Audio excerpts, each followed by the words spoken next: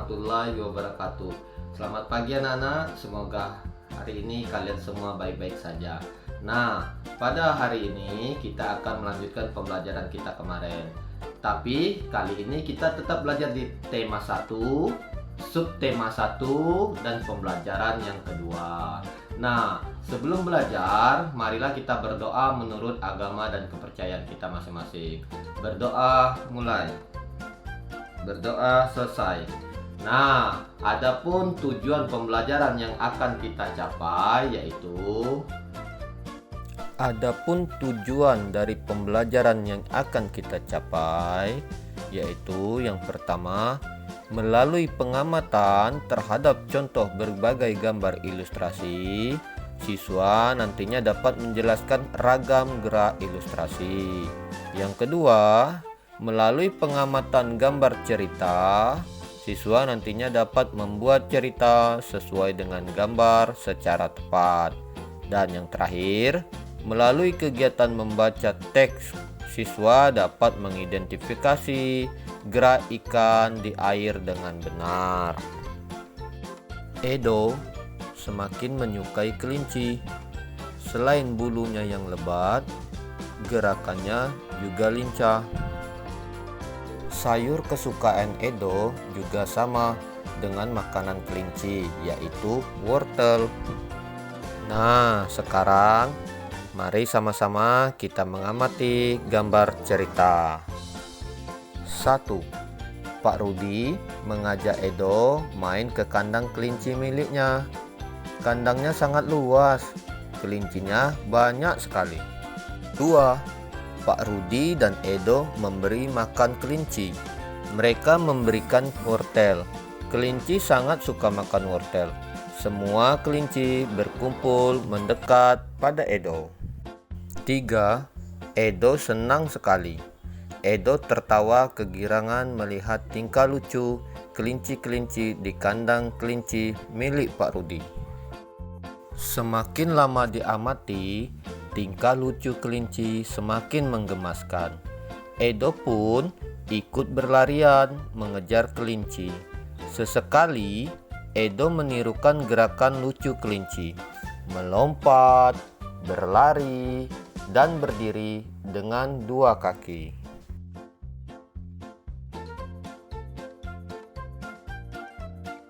Nah, sekarang apa itu gambar cerita?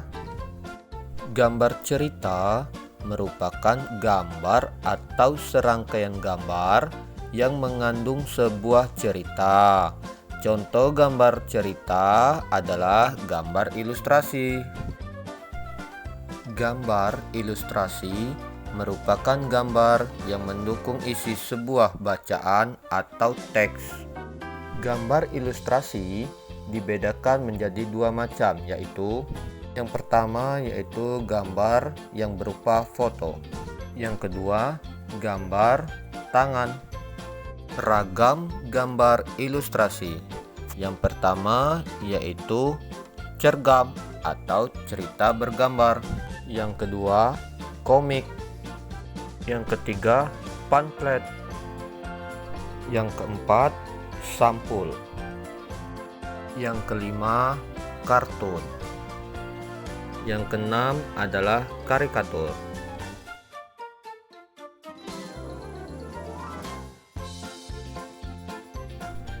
Sekarang kita bahas yang pertama, yaitu cergam atau cerita bergambar.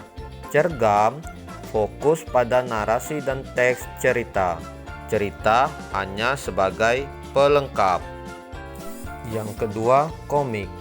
Komik merupakan gambar berurutan yang membentuk alur cerita. Teks ceritanya padat dan ringkas, disampaikan lewat percakapan. Komik biasanya bersifat lucu dan menghibur. Yang ketiga, pamflet. Pamflet merupakan selebaran yang berupa tulisan, ada yang disertai gambar ataupun tanpa gambar.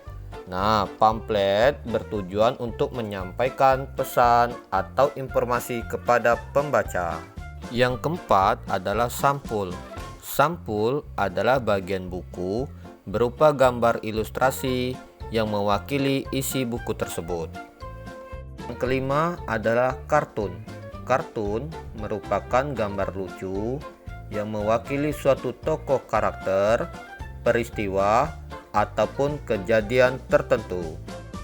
Dan yang terakhir adalah karikatur. Karikatur adalah gambar yang menunjukkan objek seseorang dengan karakter tertentu. Biasanya karikatur dibuat mirip dan tidak membentuk jalinan cerita. Bagaimana ya cara membuat gambar ilustrasi? Pertama, siapkan alas, bisa kertas, bisa kanvas, atau kain. Silakan kalian pilih salah satu ya. Dan yang kedua, siapkan pewarna. Adapun langkah-langkah dalam pembuatan gambar ilustrasi adalah: yang pertama, menentukan gagasan. Dalam menentukan gagasan, kita harus bersumber dari bacaan, yang mana kalian memilih tokoh karakternya, kejadian atau peristiwa yang sudah dilakukan, serta suasananya. Setelah itu, yang kedua, kalian buat sketsa. Sketsa itu rancangan dari gagasan kalian. Biasanya coret-coretan tentang tata letak dan ukuran dari objek tersebut. Nah, kemudian tahap selanjutnya yaitu pewarnaan. Dalam pewarnaan ini sesuka hati kalian. Kalian bisa menggunakan warna asli atau juga bebas sesuai dengan imajinasi kalian sendiri. Edo sudah menggambar ilustrasi dengan tema hewan kesayangan.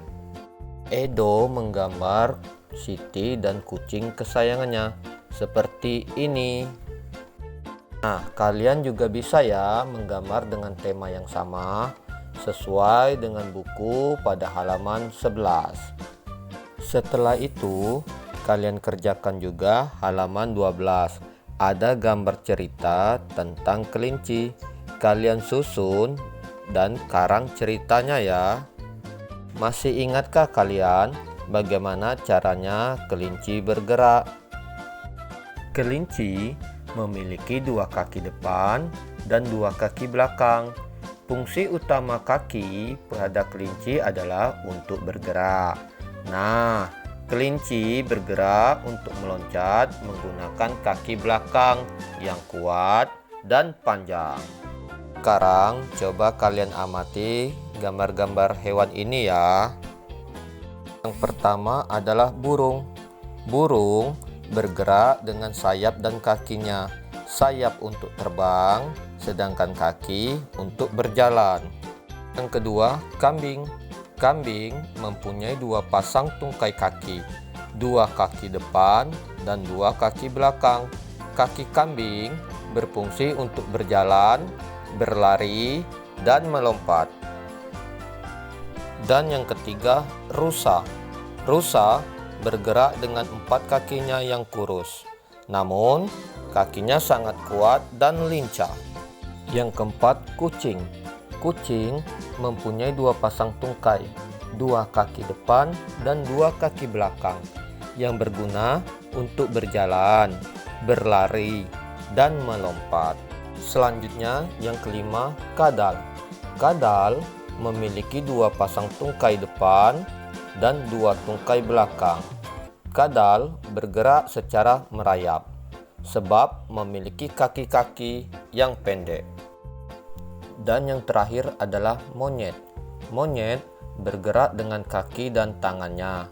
Monyet juga memiliki ekor yang kuat untuk bergelantungan di pohon.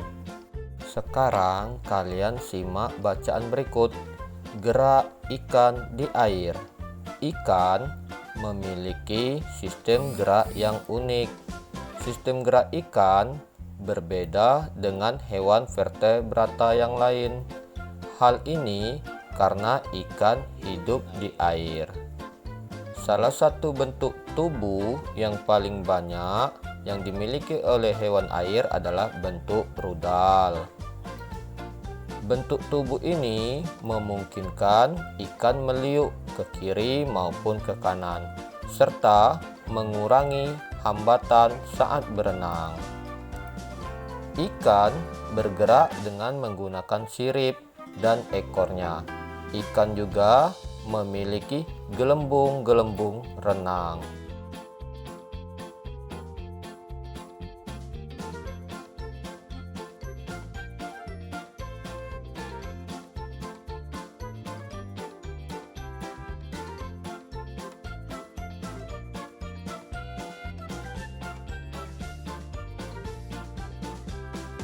Kesimpulan yang kita ambil dari pelajaran kita pada hari ini yaitu yang pertama, ragam gambar ilustrasi yaitu cergam, komik, pamflet, sampul, kartun, dan karikatur.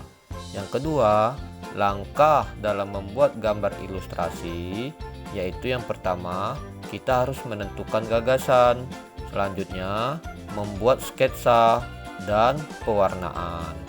Yang ketiga, ikan memiliki alat gerak yang unik.